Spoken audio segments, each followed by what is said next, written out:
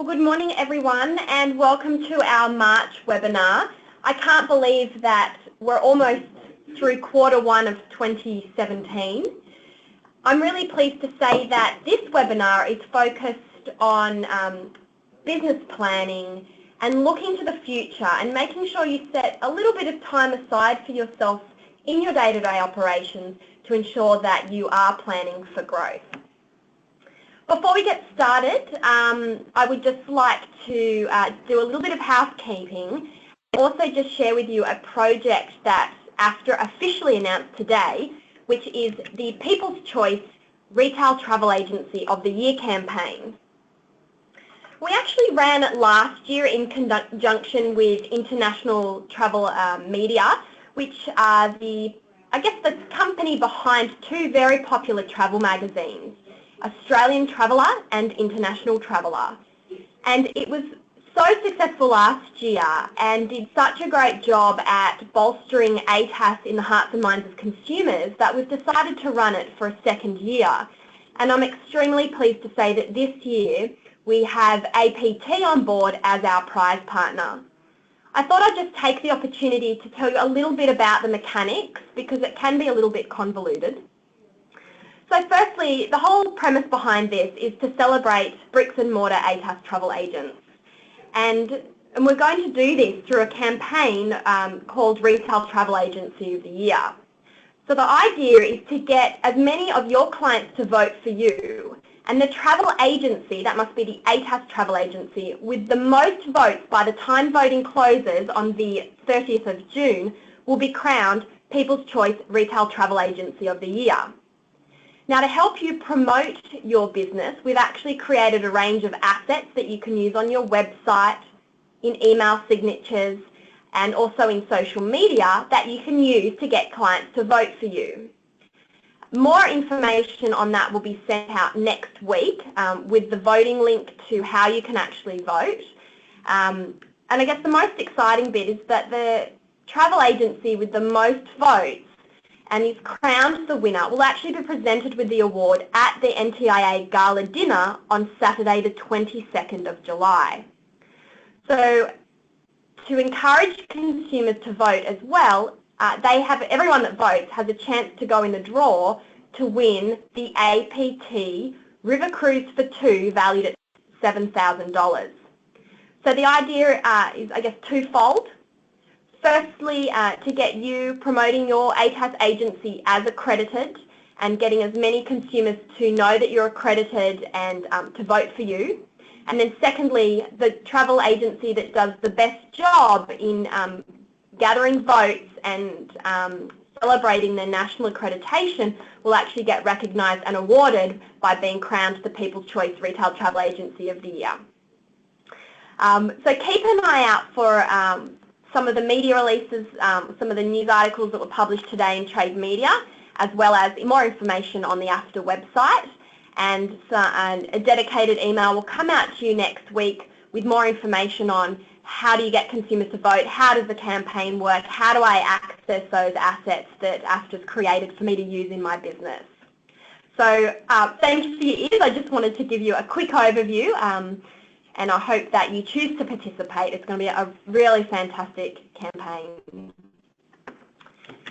Now on to the webinar. Well, you're all in listen-only mode, and the usual format is that the webinar proceeds and then there's a time for question and answer at the end. So in the toolbox that you've got, please feel free to write any questions and I will assist our wonderful guest, Tim Poulter, to answer those questions. So without further ado, I'd like to introduce you to our guest speaker today, who's Tim Poulter. Tim has an extensive industry career, and we are really thrilled that Tim, I guess, dedicates so much time to support AFTA. Not only does he help travel agencies with business planning, but he is an avid supporter of the National Travel Industry Awards and is a judge on our panel and has done that for many, many years. And he'll actually be hosting the finalist webinar that we have later in the year in May. Tim is the owner who consults through his business Your Way Vision and business planning. And I'm going to hand it over to Tim now to, I guess, talk about the importance of business planning and also give you things that you should be considering in your day-to-day business. So thanks so much, Tim. Thank you. Morning, everybody, or afternoon, everybody, rather. So we've actually been running the business planning service with AFTA for just over a year now, and we launched it a year ago primarily because most small businesses don't have a formal business plan. I mean, most business owners do have a plan somewhere in their heads, but it's useful sometimes to actually put that down to on paper just to help guide, the business through the year.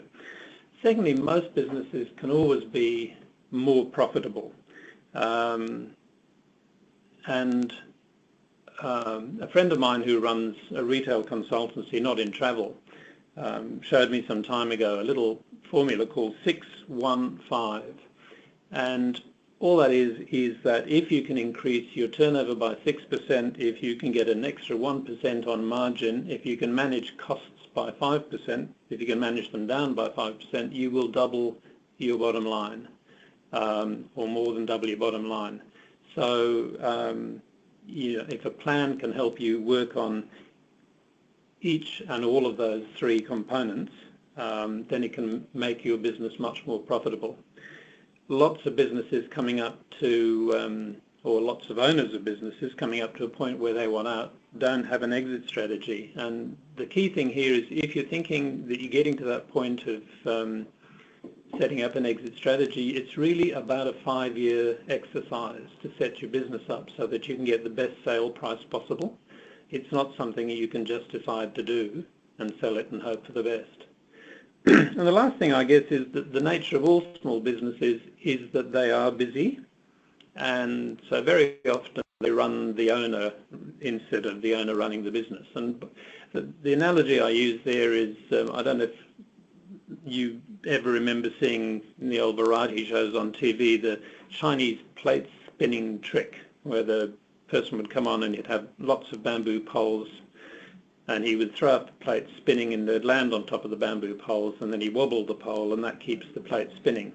And as he adds more and more plates, he's got to run from pole to stop plates falling down. So what happens is his focus is not on what he's doing, his focus is on stopping plates hitting the ground. I don't know if that makes sense, but I just got this clear vision of running around being managed by the business rather than managing the business. So that's kind of why the planning system is there. So why is having a plan such a good idea? The first thing is you really want, if you're running a business, you really want to align your own personal goals with your business goals. The business is there to provide you with what you want out of life, and not vice versa. It helps give you a clear purpose as to why you open the doors each week. Come Monday morning, the reason for opening the doors is not to pick up the files you left unfinished on Saturday or Sunday. The reason is because it's part of running a business and trying to make the best you can out of the business. All businesses have limited resources. You've got so much cash in the bank for marketing and for everything you've got to spend on. You've got only so many staff. You've got only so many hours in a day. And you've got to make all of those resources work as hard as they can so that the business works as best it can. As I said before, it's thinking about the business properly is what allows you to build the bottom line, and we go back to that 615 idea that you really just need to focus on a few key things and you can make such a difference to the profitability of the business. Again, back to the Chinese plates again, it lets you work proactively rather than reactively. And I know, again, in small businesses, there is always some immediate panic that needs someone's attention straight away, generally the owner of the business. And that's not going to go away. But the more that the business is being managed proactively, then the easier it is to react to the issues that need sorting, because you can hopefully see them coming more quickly. And as I said earlier, if you're at that stage where you want to get out of the business, then this is something that you need to start thinking about, 4 or 5 years before you actually want to sell.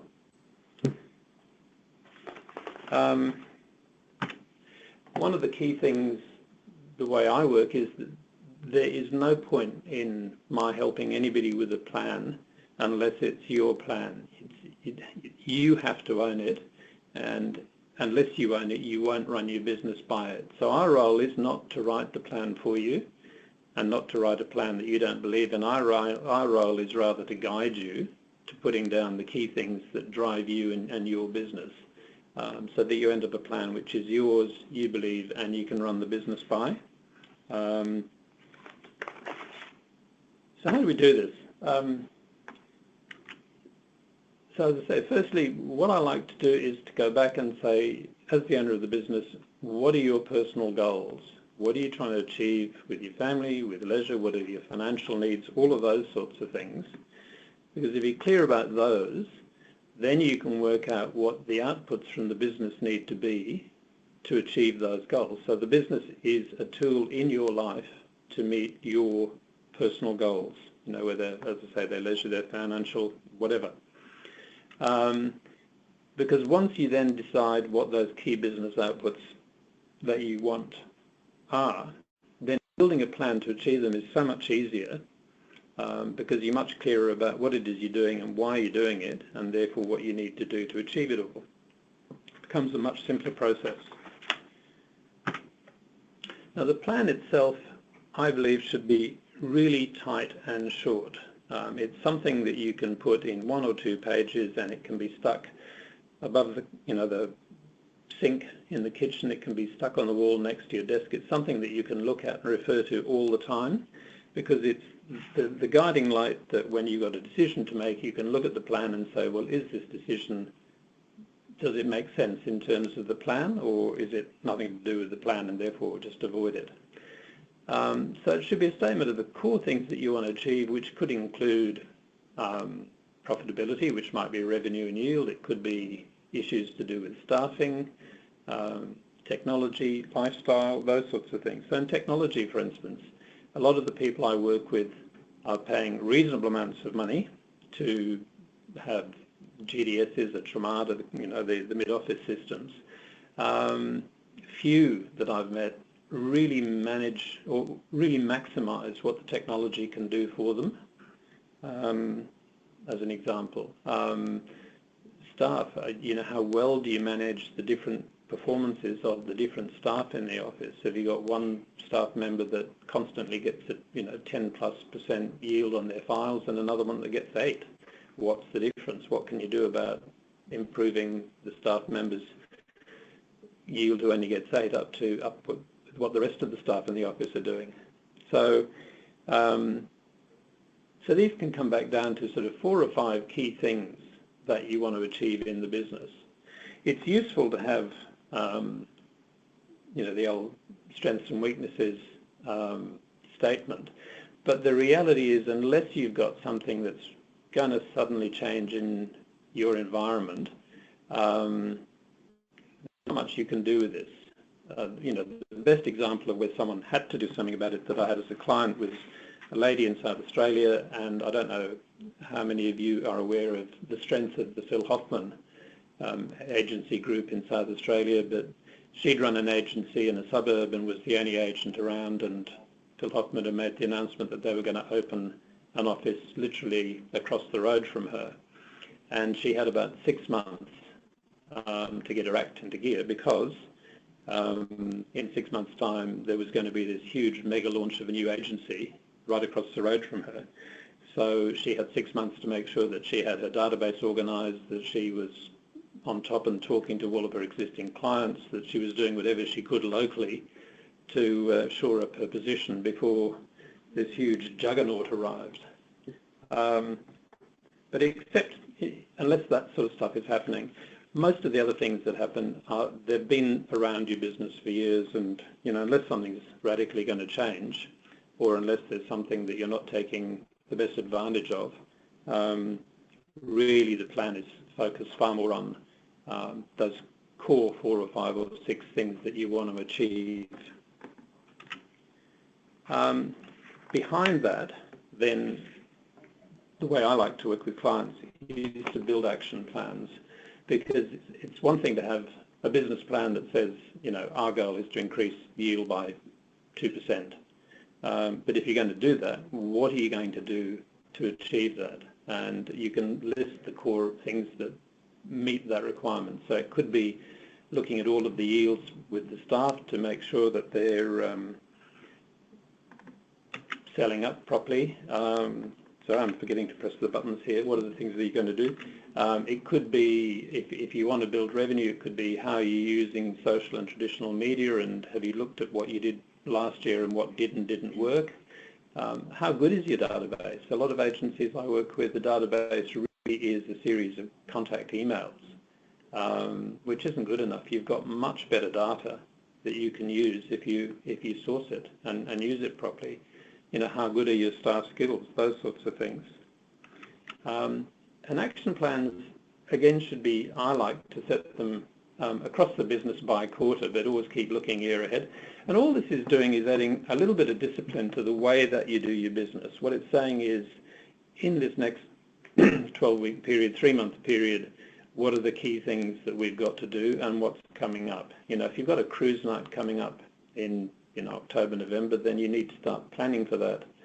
You know, 3 to 6 months earlier, you need to get the reps, your reps from the cruise lines involved. You need to get the collateral. You need a room that you're going to run the thing. You've got to cater it, etc., etc. If you've got a plan that sort of just has a tick box saying, you know, have we got the room? Have we got the caterer? Have we got the reps all lined up?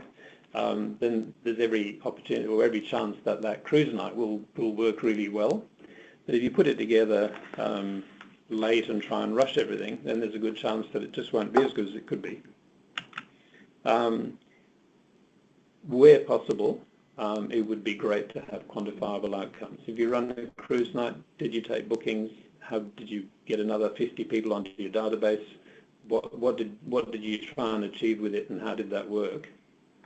And finally, always it's worth reviewing them and updating them at the end of each quarter, because if you run a cruise night and it sort of was all right, and then the year later you want to run one again, it's useful to be able to go back and have a look at what worked, what didn't work, and what you should have done differently, because you'll have a template and you won't be having to remember what all the issues were about it a year previously. You'll have a bit of paper that tells you what happened. So it's all this simple. Why do you need us? I think the first thing is discipline. Is actually getting you to focus on outcomes, getting you to focus on getting the plan written. You know, our value is that we can test your assumptions, we can test the outcomes that you think you're going to get, we can work with you on making goals realistic. We most certainly, with the experience we've got, can add value to the planning and the action planning process, and a whole lot more. And the other side, I guess, is, he says, wisdom and experience. Look, we guys have all had a wide experience in the industry, and we can add new perspectives to your thinking. We've done this for many clients already with great results. And importantly, we don't just help with plans.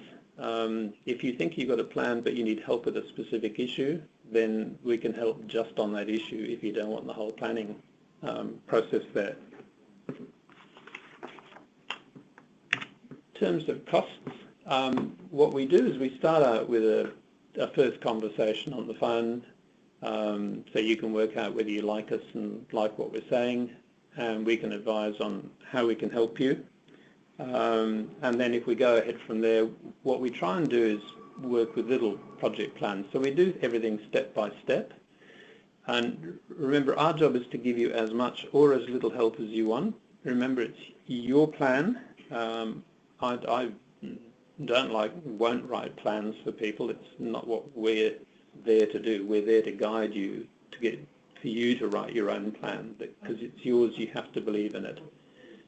We charge on an hourly basis, and as we go through on a step-by-step basis, we'll tell you that the next bit's going to take an hour, 2 hours, 3 hours, whatever, so that at all times there's no sudden surprises when you get an invoice. You know what you've agreed for us to do, and that's how we do it. And at the end of the day, value for money. What we do understand is that, small businesses' cash flows can be tight, but if you've got a good plan and you own the plan and you work by the plan, you'll get a much better purpose on running the business. Again, you can significantly improve your bottom line. If you're in the exit area, then you've got a sellable business. Importantly, make sure that your staff understand what you're trying to do so that they can align themselves with the plan, and a whole lot more. So it's, and a lot of this conversation has been around, I guess, an agency that's owner-managed. Can I just add that all that happens if we're working with bigger businesses, people that own multi-shops or wholesalers, people like that, the businesses can be more complex, but the planning doesn't need to be any more complex. And that also can, work for home-based agents. That's really about generating revenue because the costs in a home base aren't terribly much. So we can help at all levels of the industry, and would love to help you have a good plan that helps you have a good business. Great, thank you, Tim. Just going to wake up my mouse here so I can have a look at the question box to see if we've got any questions. I think now's the perfect time to ask Tim questions, either be it on business strategy and planning, or Tim, some questions on how his business might be able to help your business. Here we go.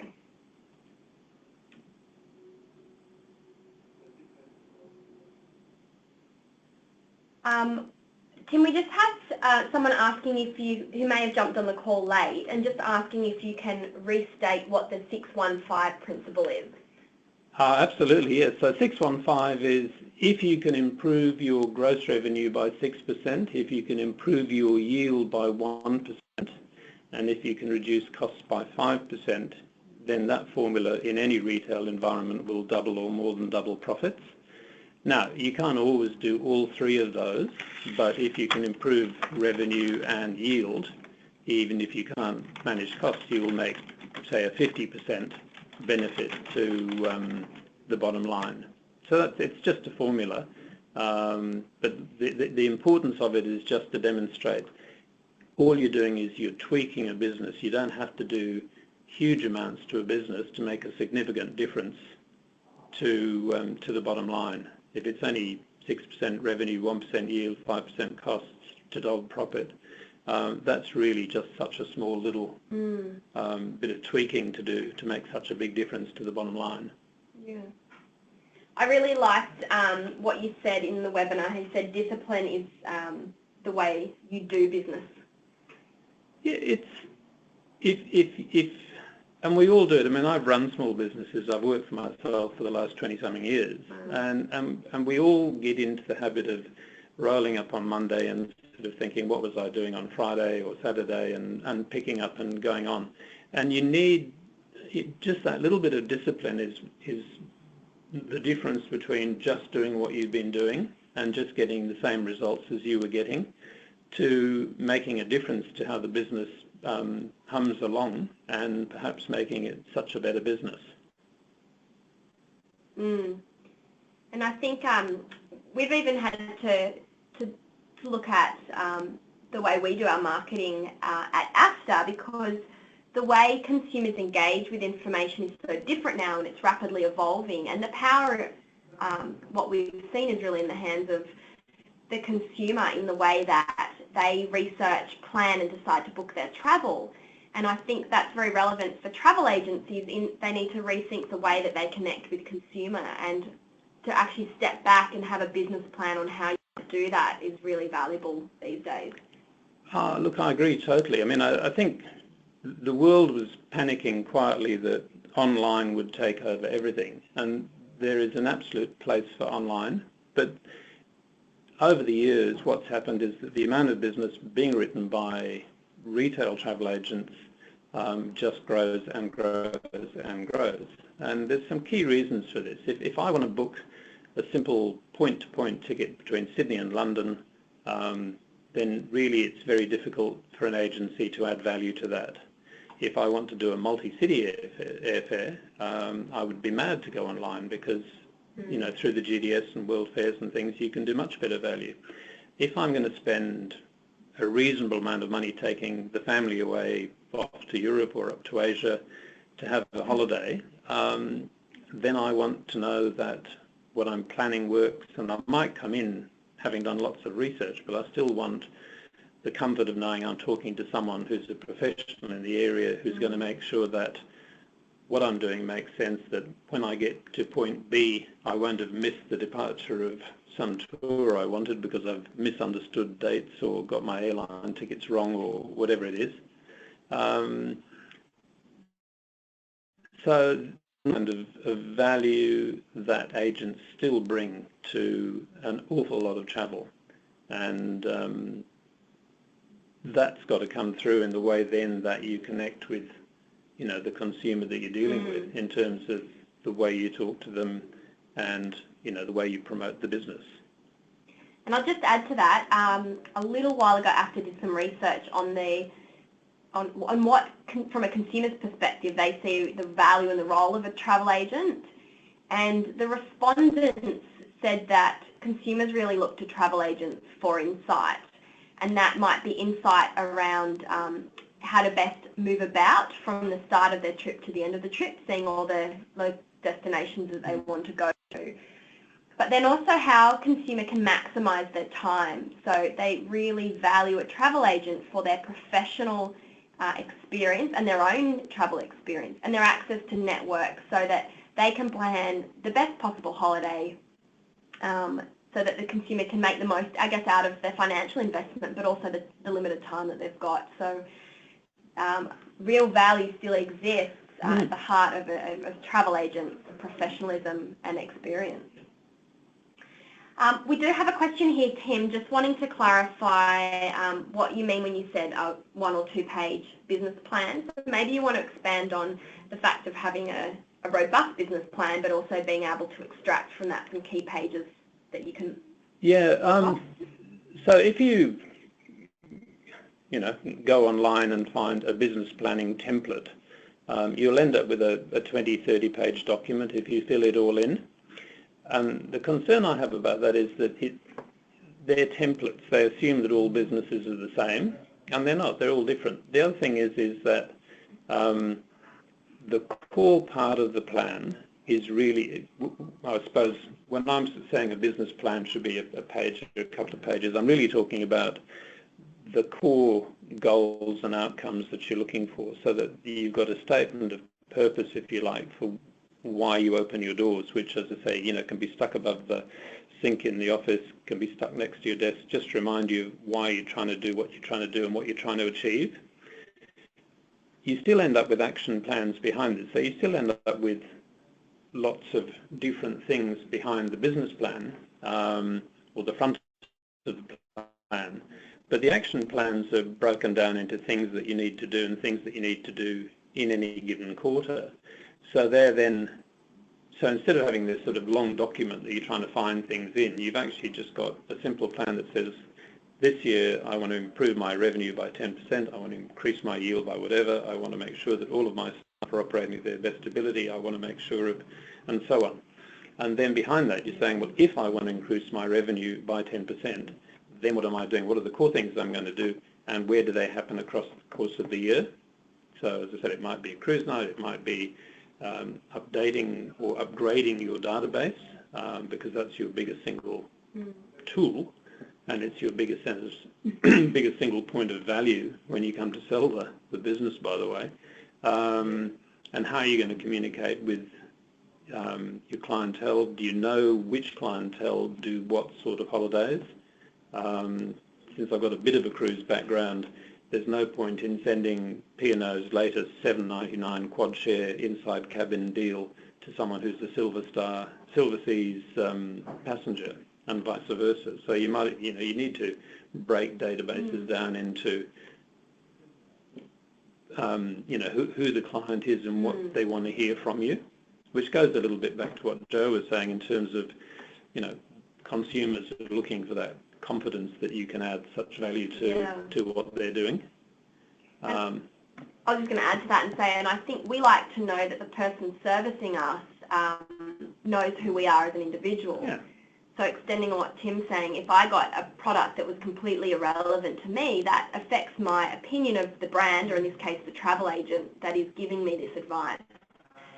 So the more detailed you can be and the more structure and processes you put in place around your thinking means that everything you do is going to be purposeful, and in actual fact it probably free up a lot of time.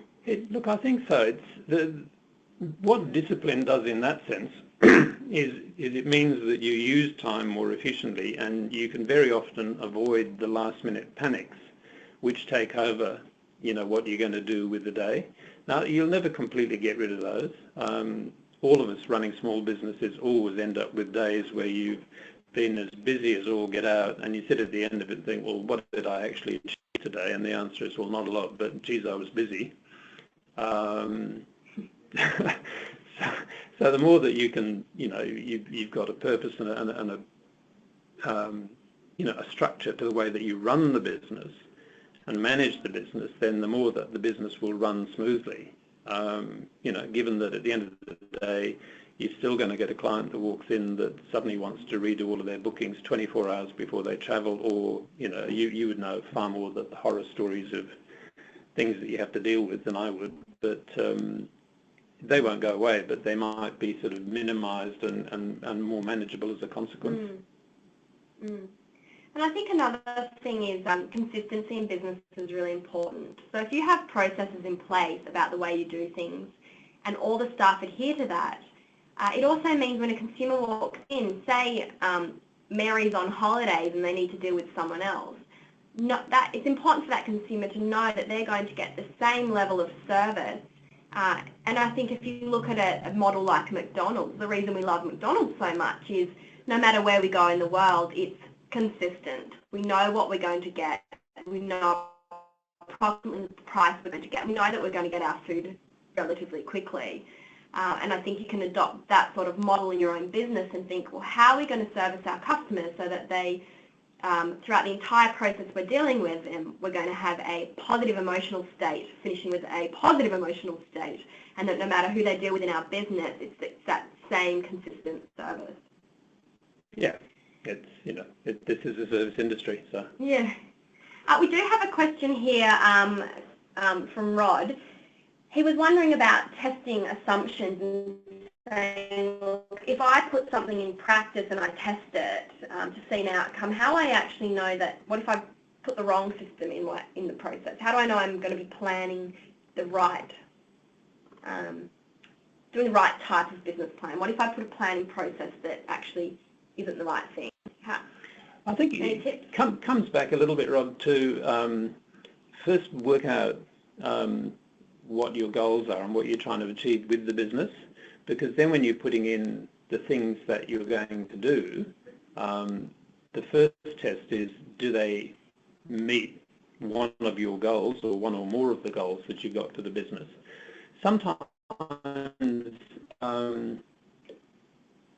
there might be something you're going to try that you've not done before, but if it works, it's going to achieve what you want, so you just give it a whirl. But again, if you can, in setting up the plan to do that, if you can work out what outcome you're looking to achieve and then measure the outcome that you got, that'll tell you whether this is a good idea and worth doing again, or a bad idea and move on to the next plan idea. So the other thing with testing assumptions is thinking about, so that comes from our point of view, I guess, is what we would be doing is saying to you, well, in this circumstance, what are you assuming? What are you, it might be the number of people that will respond to a promotional mail out, it might be the number of people you get to a supplier night, it might, those sorts of things. Why do you suddenly think you'll get 100 people if you never got more than 50 up till now? What are you doing different that gets double the numbers? So it's kind of going back and looking at what you're doing and saying, well, what's the thinking behind that? and just doing a gut feel check, if you like, as to whether that seems to make sense or not. I mean, in a lot of these things, there is no right or wrong answer. It's just, does it feel right? Does it look right? Does it smell right? We'll give it a go, but also measure the outcome to see if it worked or not. I think in addition to that, when it comes to communicating, so a marketing plan, you always need to do some assumptions. So say you created a new advertisement that you pushed through your Facebook page. The way you might word that offer, you might actually have to test it against that offer but worded differently with a different image. So at that granular level, when you're creating a look and a feel to try and capture and target people, you may have to test an A and a B to work out what's going to elicit a greater response. And I think in those circumstances, it's okay to do that, and it's actually really important to do that to see how are you going to get the best response to get the best return on investment. But when you're looking at business planning from a larger level, I think it's actually better to do the planning, because at that planning phase, that's when you can weed out assumptions that you can really know by doing things like an environmental or SWOT analysis, work out, well, is this the right path to go down? Because without that umbrella overarching approach, you may end up going down a path that does set you further back. Whereas when you sit back and actually look at the bigger plan, you're more likely to embark on a feasible strategy which is going to have a positive outcome. Yeah, well said. We have another question here. Oh, how do you evaluate whether your business complies with relevant regulations? You've got to go back and look at, I mean, that's a little bit how long is a bit of string. You've got to just go back and look at the core regulations that you need to comply with. You know, I mean, there's changing rules around credit card surcharges, those sorts of things, which I know AFTA have been running webinars on. You know, I think AFTA is a good source of information on the core things that you need to comply to. But in some of them, it's beyond the scope of a business plan to make sure whether you're complying or not. It's really a question of having turned out, you know, if it's privacy policy or complaints handling or credit card surcharges or all of those sort of things. You do, you know, I mean, AFTA's got resources on all of those sorts of things that you can access.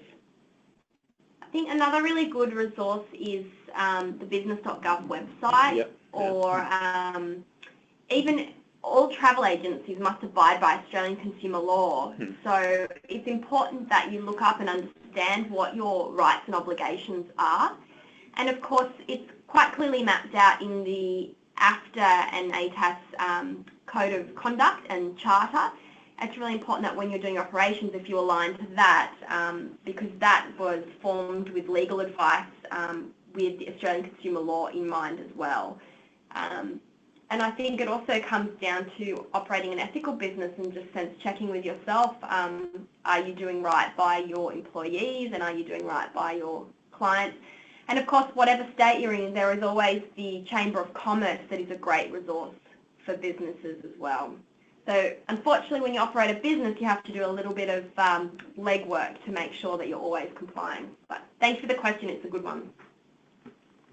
Are there any other questions before we wrap up? You can ask us anything.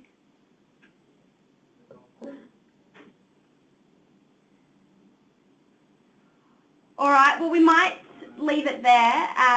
You will all get an email with a survey, and would love you to fill that out. That just helps us understand, was this webinar relevant for you, and will it help your business? And then also help us plan for future ones. This webinar has been recorded, so it will be on the AFTA website, so you can revisit it at any time. And we'll also put the slides up there so that you can download them and revisit the slides. Tim's contact details will be there, so if you think business planning is something that you should really embark on and just want to take Tim up on that offer of a free, no obligation call, you know, he's happy to have a chat and determine can he help you, and is business planning something relevant for your business. We might wrap it up there. Thank you for your time. And Tim, do you have anything to add? No, just thank you for everybody for listening in, and just to reiterate what Joe said, to have a exploratory call just to see where you're at, what do you think you need help with, and to work out how we can help you, if we can help you, because it doesn't need to be for the whole plan. It can be for issues within the business that you want to address. So please, details are on the site, so do give us a call, and happy to talk to you. Fantastic. Thank you. And I just want to say that AFTA is passionately committed to elevating business standards and future-proofing the industry and providing as much support as possible to our AFTA, Allied and ATAS accredited participants. So we love to hear from you. If you need something from us, we're just a phone call away. Thanks everyone. Bye.